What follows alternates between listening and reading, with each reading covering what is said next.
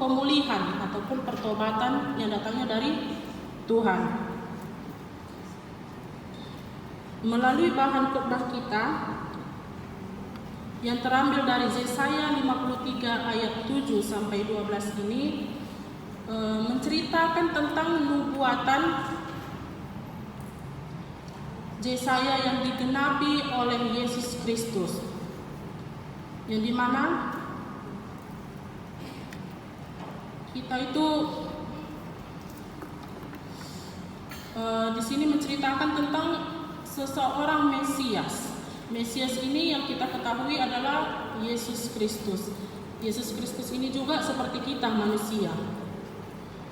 Dia manusia yang bisa dibilang dia yang menggantikan, dia yang mengorbankan dirinya untuk disalibkan. Supaya apa? Supaya kita diselamatkan dari dosa-dosa kita, supaya kita dipulihkan oleh Tuhan. Jadi nubuatan Yesus ini merupakan, bila kita baca di Yesaya 53 ini, tentang seorang hamba yang menderita. Kita tahu bahwa Mesias ini tumbuh sebagai taruk dari keturunan Daud yang akan datang menjadi Mesias sebagai juru selamat manusia. Mesias ini tidak sama seperti kita yang mau jadi ikut pemilu.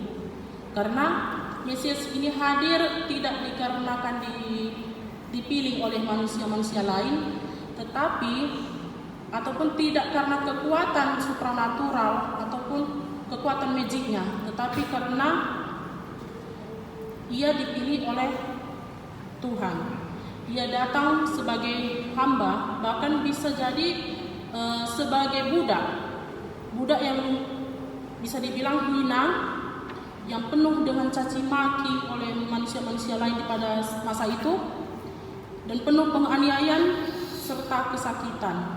Kesakitannya bisa kita lihat ataupun sering ada video tentang penyaliban Yesus sampai Yesus mati dan bangkit pula di hari yang ketiga. Itu adalah proses perjalanan penderitaan Yesus guna menyelamatkan kita manusia. Yesus disalibkan ataupun menderita itu bukan karena kesalahannya, tetapi karena ia mau menanggung kesengsaraan kita. Oleh maka itu, sehubungan juga dengan kitab bacaan pertama tadi yang terbuat dari Markus 8 ayat 31 sampai 38 ini menceritakan bagaimana penggenapan dari nubuatan Yesaya yang disampaikan oleh Yesus sendiri kepada murid-muridnya, bahwa Mesias itu tidak hidup tenang saja, tidak duduk saja, kalau kita mungkin bisa ngopi-ngopi cantik dibilang, tapi kalau Mesias ini tidak bisa. Dia akan seperti yang sudah saya katakan tadi, dia bakalan disiksa, bakalan dibunuh, bakalan mati. Oleh maka itu, kalau kita baca di Markus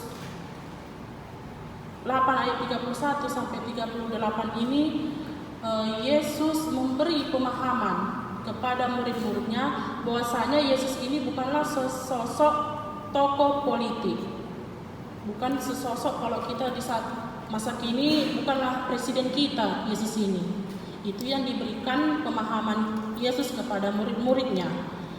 Jadi dikarenakan pemahaman yang diberikan oleh Yesus kepada murid-muridnya, maka Yesaya menarik Yesus dan membantah Yesus, menegur Yesus dengan mengatakan Mesias tidak akan mungkin terjadi seperti itu. Jika ini pertanyaan, jika kita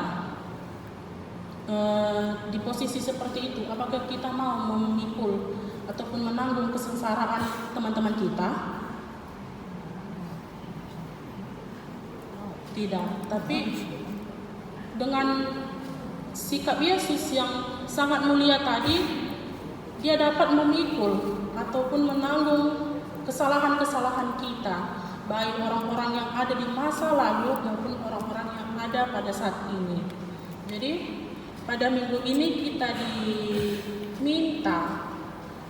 diharapkan supaya kita dapat seperti Yesus, yang dimana bukan sebagai Mesias tetapi punya pola pikir yang berbeda. Kadang kalau kita